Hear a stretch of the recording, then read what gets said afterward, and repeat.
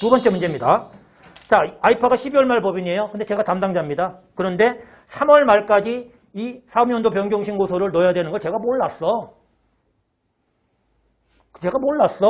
그래서 제가요, 한 5월 달쯤에 변경신고서를 넣은 거예요. 얘기 듣고. 5월 달쯤에. 왜냐면 이게 7월 1일부터니까 그 전에라도 넣으려고. 그러면 제가 5월 1일 날, 5월 한 14일 날 넣었다고 할게요. 그럼 적법해요? 지금 요 불법, 저 위법해요? 아니, 그러니까 위법하다고 보기 좀 어렵죠. 왜냐면 내년 3월 말 이전에는 신고한 거잖아요. 근데 올해 기준으로는 바꿔줄 수는 없죠. 아니, 그렇잖아요. 3월 말까지 해야 되는데 여기 5월 달에 했는데 이거 인정해주고 이거 그대로 다시 변경된 사업연도로 인정을 해주면 그러면 3월 27일 날 신고한 사람하고 뭔 차이가 있어? 그럼 3월 말까지 왜 하라 그래? 아무 때나 그러지. 그렇잖아요. 그래서 요때 하잖아요. 그러면 X2는 여전히 12월 말이 되는 거예요. 안 바뀌어. 그리고 내년 7월 1일부터 바뀌는 거죠. 여기 기준으로 7월 1일부터. 그러니까 변경신고 기한을 지나서 변경신고하면 어떻게 해요? 예, 하나 더 지나서 바뀌는 거라고. 왜냐면 그 기준으로는 3월 말 전에 변경신고 한 거니까. 이게.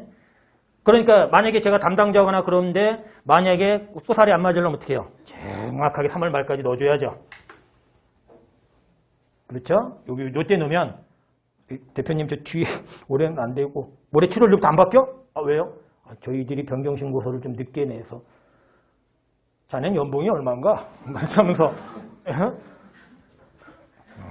자, 교재 좀 보시죠.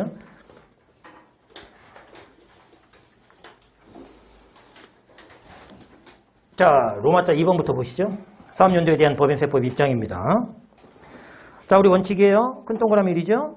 법인세법상 사업연도는 법령이나 법인, 정관 등에서 정하는 하나의 회계기간으로 하도록 규정하고 있다. 다만 그 기간은 1년을 초과하지 못한다. 세금 회피 수단으로 악용하는 거 견제하는 규정이다. 자, 우리 큰 동그라미 2죠. 법령이나 법인의 정관 등의 규정이 안 돼 있다. 그럼 이제 사업연도 신고하라는 거죠. 자, 양가로 1번. 내국법인 종합과세점. 국내 사업장이 있는 외국법인 종합과세점. 양가로 2번. 국내 사업장이 없는 외국법인인데 종합과세 대상이 되려면 무슨 소득 등이 있어야 돼요? 부동산 소득 등이 있어야 된다는 거죠. 국내. 미국의 유나이티드 같은 애는 필요 없고. 자, 그러면 양가로 1번부터 내국법인과 국내 사업장이 있는 외국법인은 따로 사업연도를 정해서 법인 설립신고 또는 사업자 등록과 함께 사업연도를 납세지 관할 세무서장에게 신고해야 한다. 법령이나 정관 등의 미규정 시에만이에요. 무조건 하라는 게 아니라. 양가로 2번. 자, 국내 사업장이 없는 외국법인인데 국내 원천소득 중에 부동산, 자산권리 양도소득이 있어? 그럼 너도 종합과세니까. 다음 페이지. 사업연도를 정해서 그 소득이 최초로 발생하게 된 날부터 1개월 이내에 신고하라는 거죠. 자, 그런데 신고를 안 해? 사업연도 신고 의무가 있는 법인이? 그러면 1월 1일부터 12월 말까지를 사업연도를 한다. 사업연도 의제로 가겠다 이거죠. 자, 로마자 3번입니다. 사업연도 변경이죠? 넘길게요. 의사표시 해와라. 변경신고기한 나오죠? 사업연도를 변경하려는 법인은 해당 법인의 직전 사업연도 종료일부터 3개월 이내에 납세지 관할 세무서장에게 이를 신고해야 한다 돼 있죠? 자, 신설법인은 최초 사업연도가 지나기 전에는 사업연도를 변경할 수 없대요. 왜냐하면 변경신고가 뭐예요? 직전 사업연도죠? 과세기간이라고 썼네. 사업연도죠. 자, 직전 사업연도 종료일부터 3개월 내죠. 그쵸? 그럼 신설법인은 지금 신설법인 첫해 사업연도야. 그러면 직전 사업연도 종료일이 있어요, 없어요? 없으니까 변경신고를 할 수가 없어. 그러니까 신설법인은 못 바꾸는 거죠. 한 바퀴 돌리고 나서 나중에 이제 바꿔달라고 얘기해. 그 얘기죠. 아니, 한 바퀴는 돌려봐야 이제 직전 사업연도 종료일이 나오니까.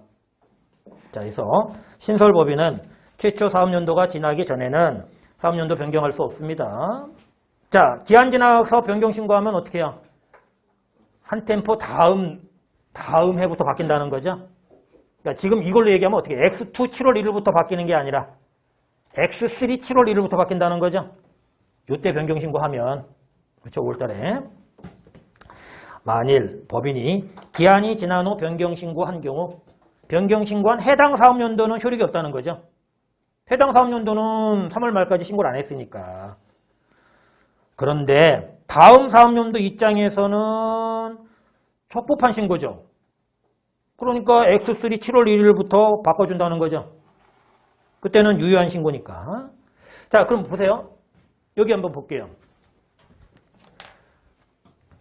우리가 이제 상권 분립이죠. 행정부가 있고요. 입법부가 있고 사법부가 있습니다. 자, 너 우리 국민들 재산 지키고 그 다음에 뭐 국방이든 외교든 이런 거 해. 이게 행정부 수가 대통령이에요. 선거로 뽑습니다. 근데 멋대로 하면 안 돼. 그래서 법에 의해서 통치해야 돼. 그래서 입법부, 국회의원들을 또 국민이 뽑아요.